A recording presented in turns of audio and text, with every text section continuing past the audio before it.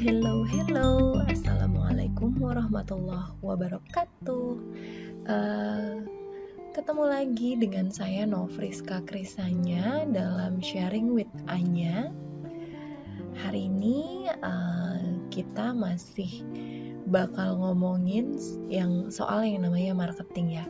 Lanjutan yang kemarin nih ceritanya tentang bagaimana customer value driven marketing strategy menciptakan value bagi target customer. Kalau kemarin kita udah ngomongin bagaimana tentang segmen pasar, hari ini dalam Sharing with Anya kita akan ngomongin lanjutan ini terkait dengan yang namanya targeting.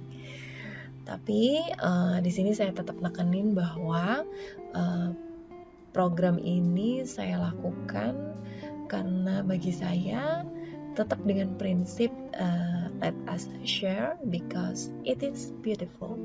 Jadi salinglah berbagi informasi supaya kita memperoleh semua dampak positif. Oke. Nah, ini nih customer driven marketing strategy. Kalau kemarin teman-teman masih ingat ya bagaimana kita ngomongin mendesain customer driven marketing strategy dalam rangka menciptakan target customer, menciptakan nilai bagi customer yang ditargetkan. Yang pertama kan kita akan melakukan pemilihan ya, select customers to serve. Konsumen mana sih yang bakal kita layani gitu. Karena saat ini tidak akan sulit ya bagi sebuah perusahaan untuk dapat melayani seluruh segmen gitu. Makanya di sini ada dua strategi yang digunakan, yaitu melakukan segmentasi, ya kan, membagi-bagi total pasar itu menjadi beberapa segmen. Kemarin tuh kita ngomongin ada segmen demografi, psikografi dan sebagainya. Hari ini kita masuk nih ke tahap selanjutnya yaitu targeting, memilih segmen atau beberapa segmen untuk dimasuki. Nah, kira-kira apa sih yang harus diperhatiin gitu ya dalam targeting ini? Nah, terdapat 3 faktor yang dapat digunakan untuk mengevaluasi segmen pasar dalam rangka menentukan yang namanya target pasar. Yang pertama itu ada size and growth, ukuran dan pertumbuhan gitu ya. Nah, sebuah perusahaan itu harus bisa tepat ya memilih segmen pasar mana yang memiliki ukuran dan pertumbuhan karakteristik ukuran dan pertumbuhan yang tepat bagi usahanya gitu. Kenapa? Gini, karena misal ada segmen pasar yang besar terus pertumbuhannya cepat, nah itu tuh nggak selalu bagus buat beberapa perusahaan, nggak selalu menarik buat setiap perusahaan gitu. Kadang-kadang perusahaan yang lebih kecil itu kewalahan gitu ya, dalam artian dia nggak punya capability, skills dan sumber daya yang dibutuhkan untuk dapat melayani segmen pasar yang besar itu tadi. Atau mungkin mereka dapat menemukan segmen-segmen pasar yang lebih kecil tapi juga bersaing gitu, artinya dapat memberikan laba yang cukup gitu. Jadi mungkin untuk beberapa perusahaan baru dan itu kecil, mungkin dia akan memilih segmen pasar yang tidak terlalu besar dan tidak terlalu menarik banyak orang sehingga pesaingnya nggak banyak di situ. Kemudian yang kedua di sini ada structural and attractiveness gitu ya, struktural dan ketertarikan ya, atau attractiveness. Nah di sini kadang-kadang kita tuh harus milih ya, mungkin sebuah segmen itu tidak terlalu menarik karena di dalamnya terlalu banyak pesaing-pesaing yang sangat kuat sehingga bagi perusahaan kita untuk masuk itu akan sulit. Kemudian ada juga segmen pasar yang produk substitusinya itu banyak banget.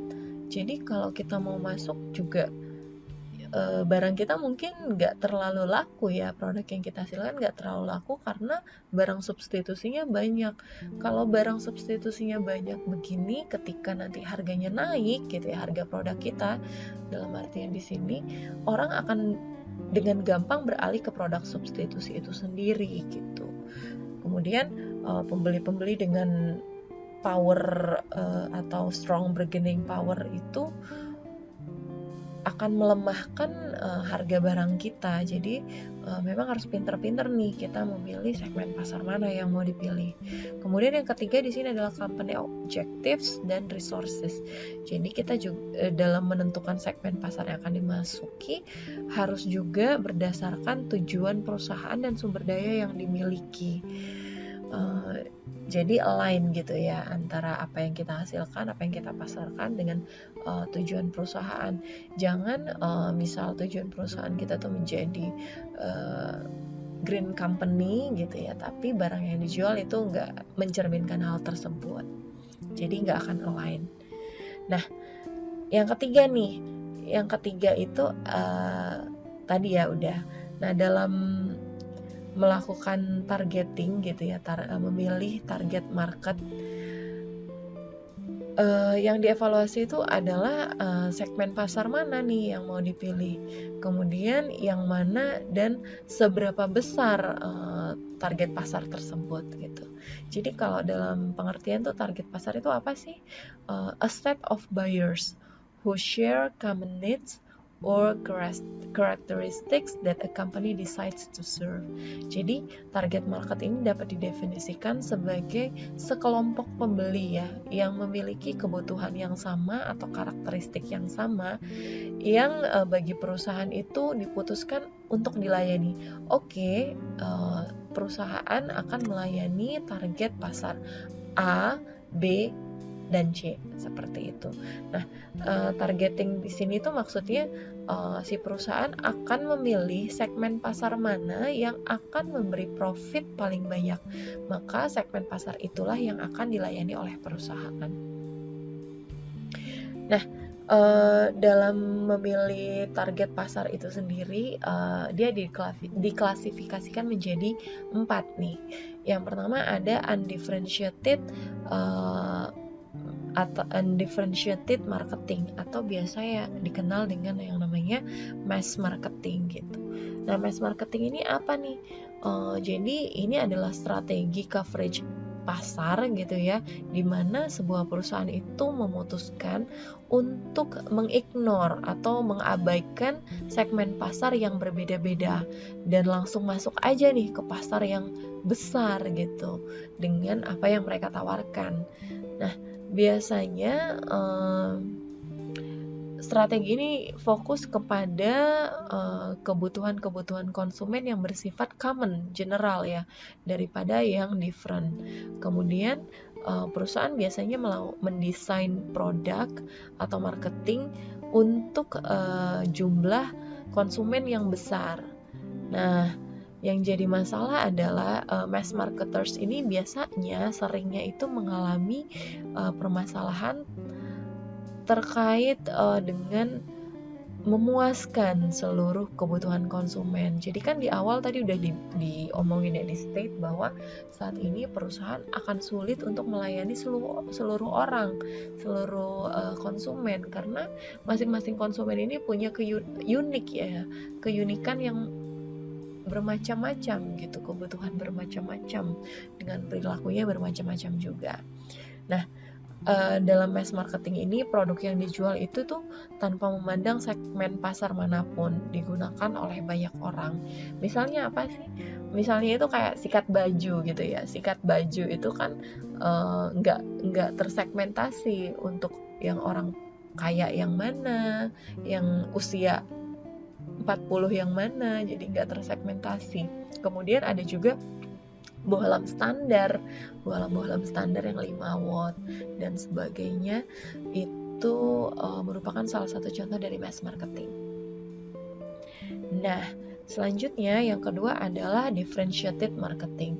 Kalau tadi si undifferentiated itu tidak membeda-bedakan ya segmen pasar yang dia layani, tapi kalau di differentiated ini dia sudah memutuskan beberapa segmen pasar yang terpisah gitu ya, yang untuk si perusahaan layani. Nah, biasanya produk yang dihasilkan perusahaan itu dipasarkan kepada segmen tertentu atau target market tertentu. Misal nih, ada deterjen. Nah, deterjen ini kan sebenarnya common product ya, tapi si perusahaan itu mulai mendiferensiasikan, menciptakan sebuah deterjen yang khusus digunakan kepada orang-orang yang tangannya atau kulitnya sensitif. Karena kan memang ada ya kebutuhan orang-orang yang kulit tangannya sensitif sehingga dia butuh deterjen khusus. Nah, celah ini yang diambil oleh si pemasar.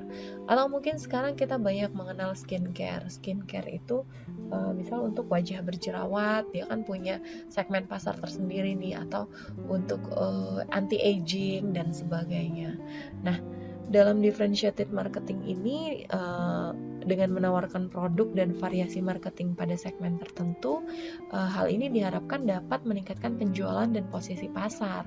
Tapi konsekuensinya biayanya akan lebih tinggi karena memproduksi barang yang berbeda-beda untuk segmen yang berbeda-beda pula. Nah, selanjutnya yang ketiga adalah concentrated marketing. Nah, di sini tuh lebih spesifik lagi dari differentiated. Dia itu udah namanya istilahnya adalah niche marketing gitu ya. Hanya melayani segmen kecil yang biasanya tidak dilirik oleh orang gitu. Nah, strategi ini memang digunakan pada produk atau jasa yang tidak terlalu diminati, atau kalau dalam ilmu strategi itu kita mengenal namanya blue ocean strategy. Misalnya itu contohnya gini, kayak pemakaman Al-Azhar atau San Diego. Nah, itu kan sudah mulai diperjualbelikan ya. Walaupun sekarang peminatnya sedikit, itu menjadi ceruk dalam marketing. Nah, dengan strategi niche marketing ini biasanya perusahaan dapat mencapai posisi pasar yang lebih kuat karena pengetahuan yang lebih besar mengenai kebutuhan konsumen akan pasar tersebut dapat lebih dilayani. Jadi kalau contohnya tadi itu pemakaman gitu ya, kan pesaingnya nggak banyak tuh. Kemudian si perusahaan ini tuh dapat dengan lebih mudah untuk menggali gitu karena tidak terlalu banyak diminati. Yang terakhir dalam selecting target market segments itu ada micro marketing. Nah, di sini tuh lebih spesifik lagi dibandingkan si niche marketing itu tadi. Jadi dia udah lebih mengarah kepada individual atau lokal customer segment gitu. Nah, di sini juga program pemasaran ditawarkan kadang-kadang juga bersifat individual. Contohnya dalam micro marketing itu ya penggunaan janur pada upacara keagamaan di Bali.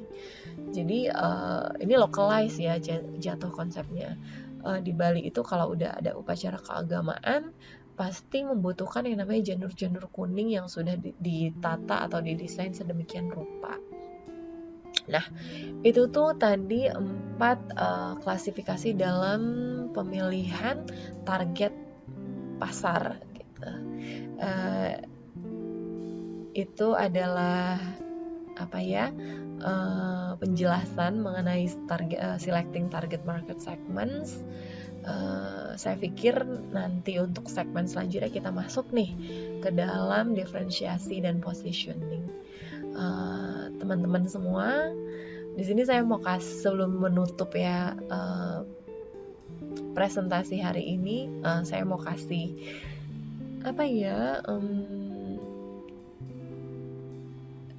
kata-kata ya. Saya pikir ini kata-katanya cukup bagus gitu. When you arise in the morning, think of what precious privilege it is to be alive, hidup, untuk kita bisa bernafas, to breathe, untuk kita bisa berpikir secara bebas, to think, dan kita bisa menikmati apa yang menjadi yang kita miliki saat ini, dan kita dapat mencintai, to love. So be thankful for everything you have. Semoga kata-kata ini dapat menambah semangat kita semua, dan apa yang saya sampaikan dapat memberikan manfaat buat kita semua. Jangan lupa, apabila kalian merasa sharing ini bermanfaat. Jangan lupa subscribe, like, dan komen gitu. Sampai jumpa di Sharing with Anya selanjutnya. Terima kasih. Wassalamualaikum warahmatullahi wabarakatuh. See ya.